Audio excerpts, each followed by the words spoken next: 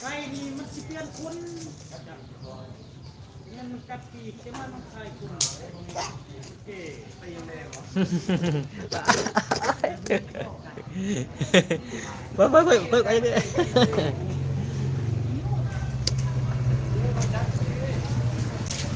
เออ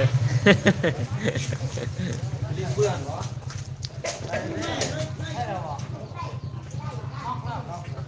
จะบอกไปเนี่ยจัดไปเนี่ย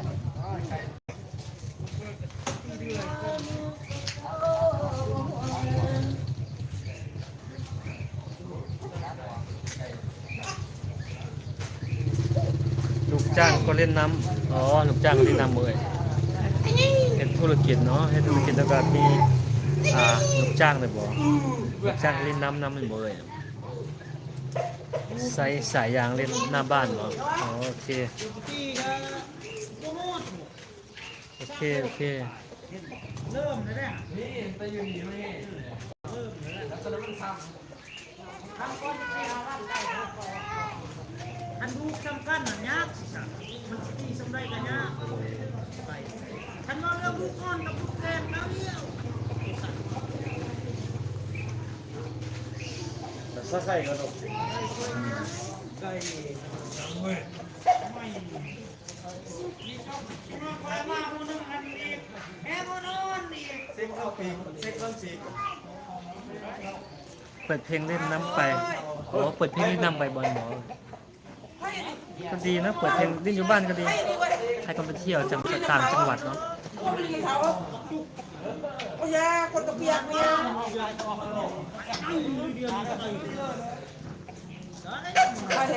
ค่าขายสินค้าไปอ๋อขายสินค้าไปได้บอลบ่กินข้าวหรือยังอังเกิมก็จีว่ะยังอากาศร้อน เอ้ยงามทีเดียวลีลาคุณยางทีเดียว โอ้โหมันบูเมนแนวเลยไปเลย อากาศร้อนเนาะเอ่ยเนาะ อันผลิตมากแล้วท่านแล้วไปจองผัวนะ บูเมนเจ้าเลย อากาศมันร้อนร้ายเนาะ เพราะถ้ามันเป็นไข่ไข่ ไก่ตีมัน ไม่ได้ผลิตเกิดช่วงนี้ไอ้ ลูกค้าเยอะลูกค้าหลาย เมนมันคิดยาก แม่มันที่ด่าเลยบืนโกนเลือดเลยบืนเป็นโกนเลือดเลย สู้เป็นกำลังใจให้เอ่ย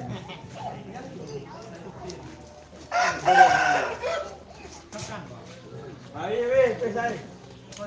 สู้เป็นกำลังใจให้เอ่ยเป็นกำลังใจให้ไม่ได้มาเที่ยวลาวบ่อยมาเที่ยวลาวทางหาเลยเที่ยวลาวกันทางหาน้องได้เนาะ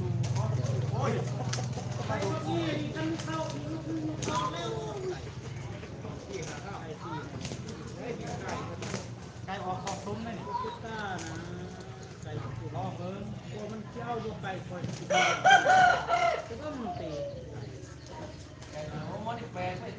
อร่อยนะเขาเอ้พี่บัวแอกอร่อยเสื่องลายเอาไก่ เมื่อโนดมาเป็นไก่ห้า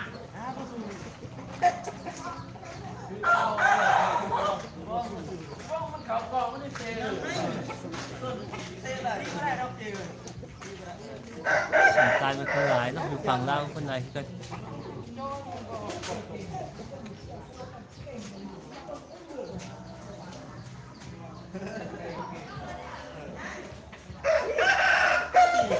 มาหลอกกันเนาะมาหลอกกันแต่ไก่คงเวลาก่อน แล่เลยแล่เลย จะลงมาเบิ่งไก่ไก่ ขอเวลาก่อนขอเวลาเลิกกันเลยเนาะ ขอบใจมัน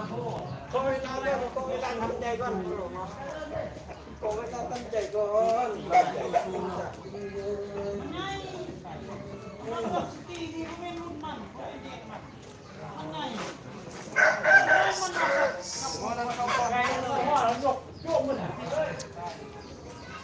เห็นเอ่ยสองซัมเมอร์เนาะไปเล่นใส่มันไปเที่ยวใส่คาเบียงมันบ่คาเฮ็ดเบียงบ่ เอาไปนี่เลย